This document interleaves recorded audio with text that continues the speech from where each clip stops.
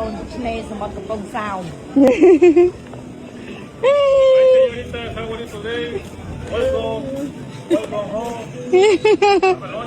Đôi lời của công sao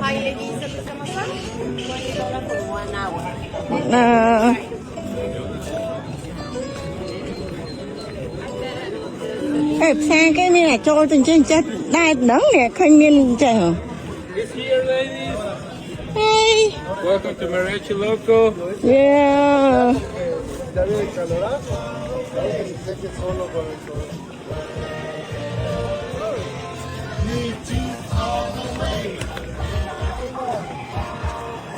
Hola, hola. What about a coconut? Oh, thank you. We just done that one.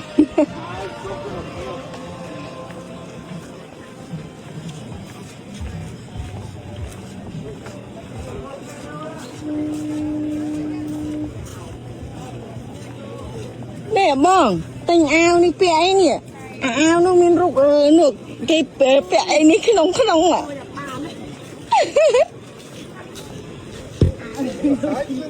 No, thank you.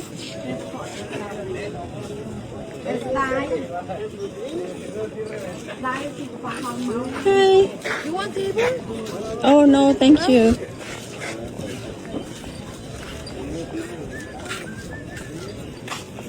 Yeah.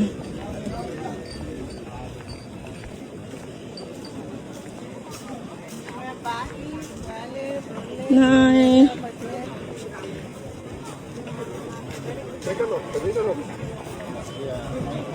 Cầm một đào lươn nó lươn. À mình mới chơi mới năm mới sang.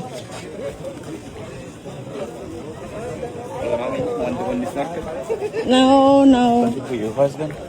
No, thank you. I got the boat ride. You want to go on the boat ride? In the crystal boat? Cheaper price? No, no, no. We don't have time. Thank you.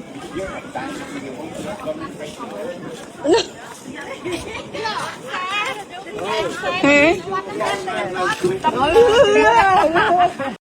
ការស្លៀកពាក់និងការរៀបចំខ្លួនគូមុខគូមាត់របស់គាត់នេះគឺបង្ហាញពីប្រពៃណីទំនៀមទម្លាប់គាត់នៃជនជាតិដើមរបស់គាត់នៅខាងមិចស៊ីកូបងប្អូននៅតាមតំបន់ទេសចរភាគច្រើនគឺគាត់ស្លៀកពាក់អញ្ចឹងហើយយើងទៅថតជាមួយគឺយើងឲ្យលុយធីបឬលុយទឹកតែគេអត់កំណត់ទេ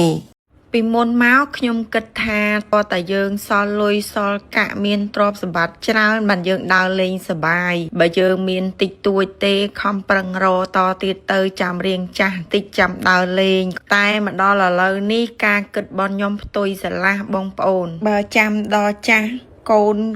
ធំវាមានក្រុមគ្រួសាររបស់វាដែរទៅវាឡើងចង់ដើរជាមួយយើងហើយអញ្ចឹងយើងអត់មានបានដើរជាលក្ខណៈក្រុមគ្រួសារម៉ែឪកូនសប្បាយរីករាយអីទេអញ្ចឹងឆ្លៀតដើរពីឥឡូវនេះទៅហើយចឹង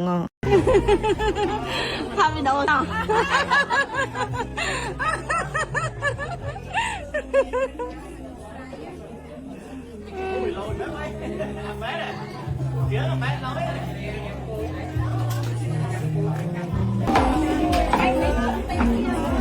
Nè Rosie nè thơ ca mấy mau chungគ្នាល្អNè Đôi chơi liên thơ đã ta đi chạy chiến Đi mong nè thơ Oyster ដែលដុសជាប់នឹងជើងព្រៃកោងកាងឬក៏ខ្មែរយើងគេហៅខ្យងតដក់អីហ្នឹងណាបងប្អូននៅម្ដុំខាងខ្ញុំនេះសបោណាស់ហើយធំទៀតតែមិនសូវមានអ្នកណាគេទៅរកវាញ៉ាំទេបងប្អូនជាពិសេសគឺនៅខែក្តៅគ្មានអ្នកណាប៉ះពាល់វាតែម្ដងបើរដូវខែត្រជាក់អីយើងអាចយកវាមកញ៉ាំបានខ្លះតែកុំញ៉ាំច្រើននៅក្នុងរដ្ឋ Florida សាប៊ូ Oyster ដែលដុសដោយខ្លួនឯងនៅក្នុងទឹកបងប្អូនជាពិសេសអាតោងជើងព្រៃកោងកាងហ្នឹងណាសាប៊ូខ្លាំងមែនតែនប៉ុន្តែសួរថាមានអ្នកទៅរកញ៉ាំអត់មានទេបងប្អូនអត់មានអ្នកណាទៅរកញ៉ាំទេបើចង់ញ៉ាំគឺទៅទិញគេ ដើម្បីឲ្យយើងអាចទៅរកភ្លូក្រាបឬក៏ក្តាមសមុទ្រឬក៏ក្តាមខៀវនេះបាននៅក្នុងរដ្ឋ Florida យើងត្រូវមាន license ឬក៏អាជ្ញាប័ណ្ណឬជាប័ណ្ណអនុញ្ញាតឲ្យយើងរកបានទោះបីជាយើងរកក្តាមហ្នឹងដើម្បីគ្រាន់តែហូបក៏ដោយសម្រាប់អ្នកដែលរស់នៅក្នុងរដ្ឋ Florida ផ្ទាល់តែម្ដងការយក license នេះគឺត្រូវតែមានដូចគ្នាប៉ុន្តែយើងអត់ចាំបាច់ចំណាយលុយទេគឺខាងរដ្ឋគេឲ្យ free ទេប៉ុន្តែយើងត្រូវតែមានដូចគ្នាហើយតាមច្បាប់ការទៅរកក្តាមឬក៏ភ្លូក្រាបឬក្តាមសមុទ្រប្រភេទហ្នឹងគឺគេអនុញ្ញាតឲ្យយើងយកបាន10 gallon ប្រហែលជា2ធុងស្ពេត្រូក្នុងមួយថ្ងៃនិងក្នុងម្នាក់ហើយមួយទៀតគឺគេមិនអនុញ្ញាតឲ្យយើងចាប់យកក្តាមញីប្រភេទដែលក្តាមនឹងកំពុងតែពងទេមានន័យថាកំពុងតែពងនឹងលៀនចេញពីក្នុងពោះមកហ្នឹងឲ្យយើងឃើញមានពងណាហាមយកដាច់ខាតគឺយើងត្រូវប្រឡែងទៅវិញដើម្បីឲ្យក្តាមហ្នឹងវាទៅបង្កកំណើតសិនហើយក៏មានបងប្អូនជាច្រើនដែរដែលគាត់មកលេង Florida ឬក៏អ្នកផ្សេងទៀតគាត់ចង់ដឹងថាតើអ្នកដែលមកពីក្រៅរដ្ឋ Florida តើគាត់ចង់មករកក្តាមសមុទ្រដោយពួកខ្ញុំអញ្ចឹងរកបានអត់សម្រាប់អ្នកក្រៅ state ឬក៏អ្នកមកពីក្រៅរដ្ឋ Florida អ្នកដែលមិនរស់នៅក្នុងរដ្ឋ Florida គ្រាន់តែមកលេងក៏មករកក្តាមបានដែរបងប្អូនមករកទៅញ៉ាំបានដូចគ្នាប៉ុន្តែគេតម្រូវឲ្យគាត់នឹងមាន license ឬក៏អាជ្ញាប័ណ្ណនឹងដែរគ្រាន់តែថាអាជ្ញាប័ណ្ណឬក៏ license ហ្នឹងគាត់ត្រូវចំណាយលុយបងប្អូនបើអ្នករដ្ឋ Florida ផ្ទាល់តែម្ដងគឺអត់ចំណាយលុយទេគេឲ្យ free យើងទៅយកមកប៉ុន្តែអ្នកដែលនៅក្រៅ state អ្នកនៅក្រៅរដ្ឋហ្នឹងគឺត្រូវចំណាយលុយបើតាមតែខ្ញុំដឹងនោះដូចជាក្នុងម្នាក់គេយក$17គឺប្រើបានរយៈពេល3ថ្ងៃសម្រាប់ប័ណ្ណអនុញ្ញាតហ្នឹងហើយដូចជាមានកញ្ចប់3ខែ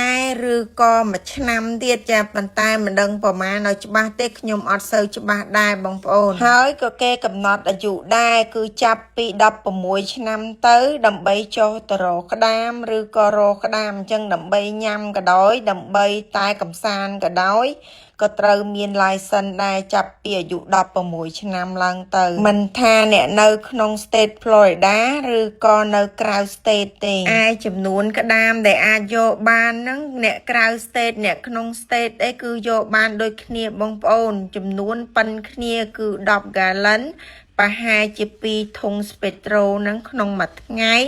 និងក្នុងម្នាក់ខ្ញុំនិយាយនេះសម្រាប់តែអ្នករហូបឬក៏អ្នកទៅរកកំសាន្តទេបងប្អូនតែបើសម្រាប់អ្នកគេរកទៅលក់តែម្ដងគេមានច្បាប់គេផ្សេងណាបងប្អូនគេមានបានអនុញ្ញាតបែបបនគេផ្សេងទៅគេអាចយកក្តាមនោះទៅលក់នៅលើទីផ្សារបានហើយមានករណីលើកលែងមួយទៀតសម្រាប់បងប្អូនទៅរកក្តាមហូបឬក៏ទៅរកកំសាន្តនៅលើស្ពាន Skyway ខ្ញុំធ្លាប់ធ្វើវីដេអូមុនបង្ហាញបងប្អូនថាយើងអាចរកក្តាមនៅលើស្ពាន Skyway ដោយយើងគ្រាន់តែឈរលើស្ពានហើយដួសយកក្តាមនៅពេលដែលក្តាមហូរមកនោះបងប្អូន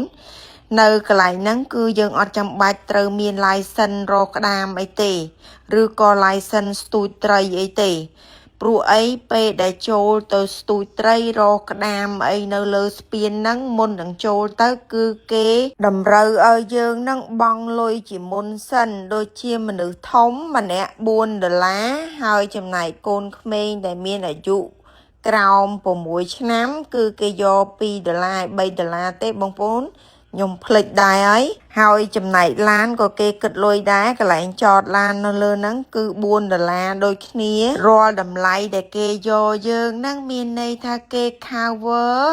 ទៅលើ license ដែលយើងអត់មាននឹងហើយតែមិនមែនមានន័យថាអ្នកមាន license ហើយឬក៏អ្នកដែលរស់នៅក្នុងរដ្ឋ Florida នឹងមាន license ហើយទៅស្ទូចត្រីឬរកក្តាមនៅលើស្ពាន Skyway ហ្នឹងគេអត់យកលុយទៀតទេគេយកដូចគ្នាបងប្អូនគេអត់ដឹងថាយើងមាន license ឬក៏មិនមាន license ទេ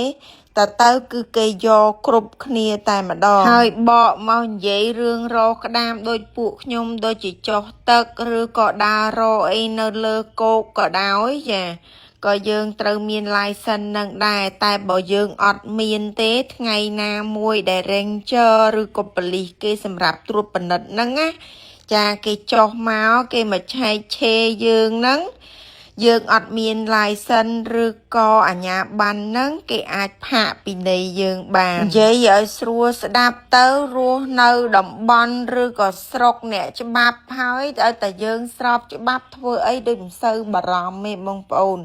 តែបើថាខុសច្បាប់វិញភ្នែកសភ្នែកខ្មៅហើយអញ្ចឹងហើយមិនថាក្រុមពួកខ្ញុំនេះឧស្សាហ៍ទៅរកក្តាមមិនថារហូបឬក៏ការកំសាន្តអីទេ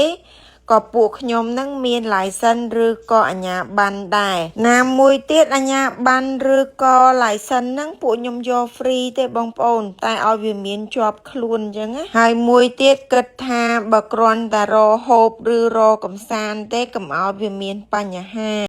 ក្តាមមានញីមានឈ្មោលបងប្អូនណាខ្លះអត់ដឹងថាក្តាមញីនិងក្តាមឈ្មោលមើលកន្លែងណាដឹងថាវាញីដឹងថាវាឈ្មោលហើយក្តាមប្រភេទដែលខ្ញុំរកបាននេះគេហៅថា Blue Crab ឬក៏ក្តាមខៀវជាប្រភេទក្តាមសមុទ្រហើយដើម្បីដឹងថាវាក្តាមញីនិងក្តាមឈ្មោលបងប្អូនមើលកន្លែងពោះវាបើឃើញវាមានរាងបែបនេះមានន័យថាវាញី